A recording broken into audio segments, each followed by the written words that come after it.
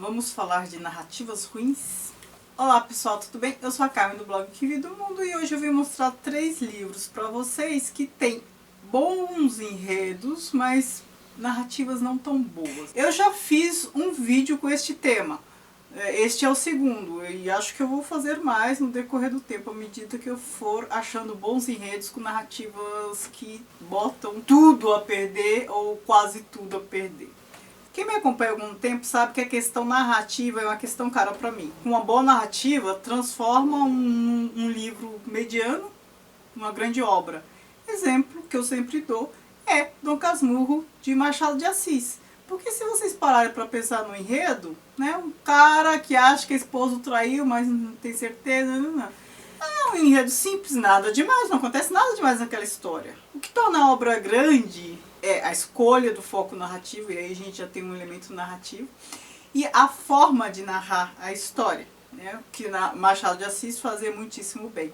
Então esses dois elementos narrativos transformam a obra numa obra-prima. É aquela ambiguidade, o narrador que não é confiável e tudo mais que a gente já conhece.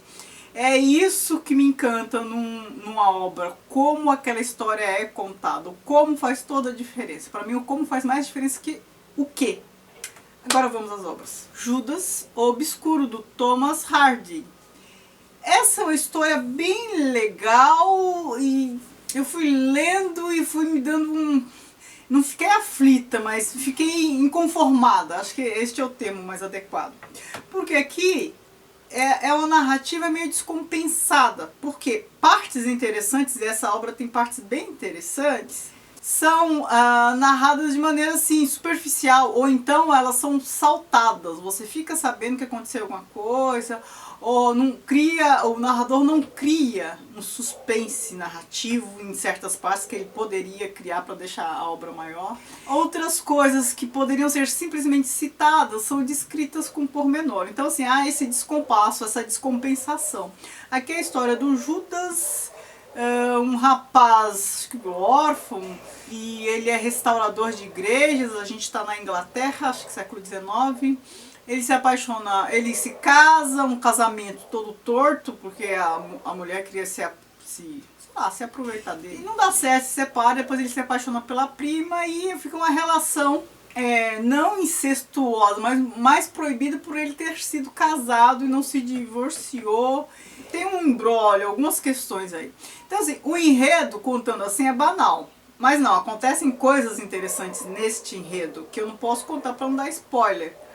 Agora, o como é contado deixa o enredo assim, né? Você fica inconformada, porque não seria difícil de escrever essa história, não precisaria fazer muito malabarismo para causar esses efeitos que eu falei para vocês.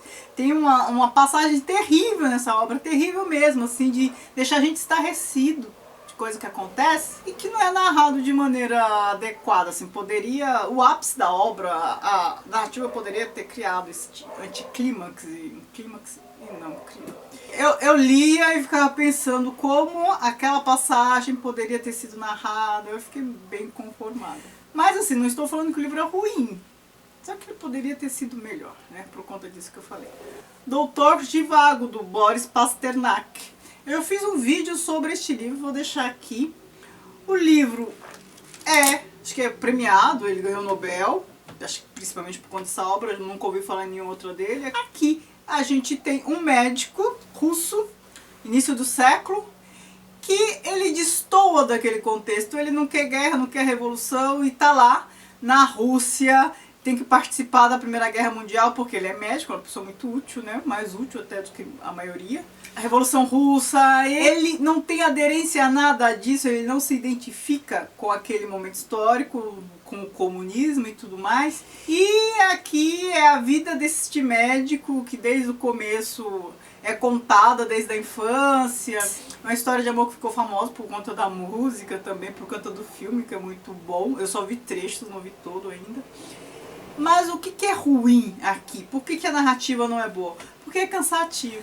As partes contadas, descritas, elas não são descritas de maneira a prender o leitor. E o leitor fica cansado. Descrição de guerra, se não é bem feita, cansa, gente. Falei pra vocês nos vídeos em que cito Os Miseráveis que aquela passagem da Batalha de Waterloo é bem descrita de maneira exaustiva, dá uma cansada, mas a obra tem um ritmo bom. Então a gente fica querendo saltar aquela parte, né? Eu pelo menos fiquei, porque todo o resto que era narrado era muito bom. Não que aquela parte fosse ruim, mas na comparação de ritmo, de aventura, a gente se apega aos personagens, né? Obra longa, a gente se apega aos personagens.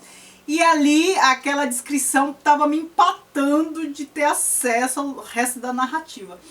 Mas não que fosse tão ruim, só cansava um pouco por conta disso. Aqui, a narração, voltando aqui para Doutor Zhivago, a narração da história toda não é que a parte da guerra era cansativa. Tudo fica um pouco cansativo. A gente fica com aquela sensação de que ele poderia ter contado a mesma história com menos páginas, né? O mesmo não acontece com Os Miseráveis. O livro é gigantesco, a gente não tem essa sensação de que ele poderia ter contado em menos páginas. A mesma coisa com Guerra e Paz, também outro livro gigantesco, tem guerra, e são maiores que este até.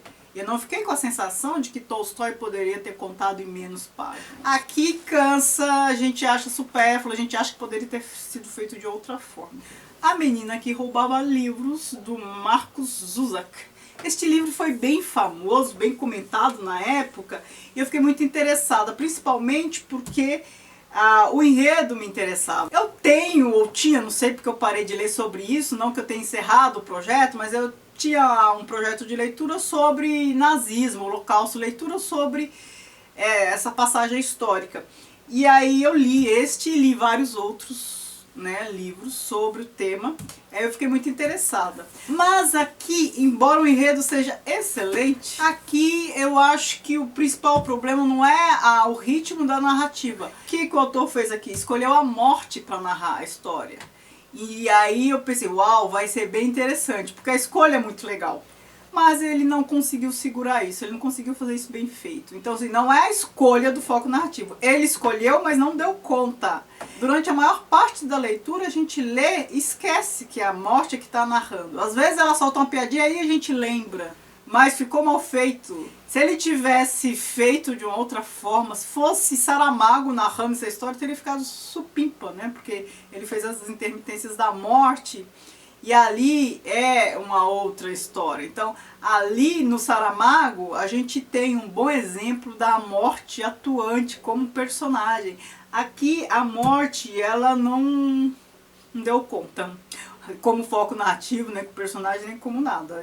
Eu acho que ficou faltando. Me causou uma frustração.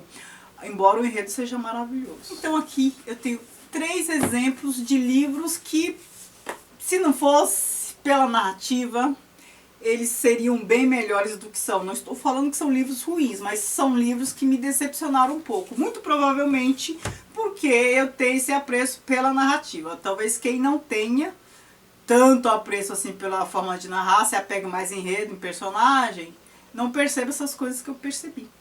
Queria que vocês me sugerissem mais livros que vocês acharam que a narrativa não era boa, embora o enredo o fosse. Me contem o que vocês já leram desses aqui, dessas 3 histórias. Me digam se tiveram a mesma impressão que eu, ou não, por que não, se gostou, não gostou, enfim. Interajam comigo. Muito obrigada por assistir e não se esqueçam de se inscrever no canal, de me seguir nas redes sociais, o Que Vi do Mundo, Instagram e Facebook, que é a página do blog. Obrigada, beijinho. Tchau, tchau.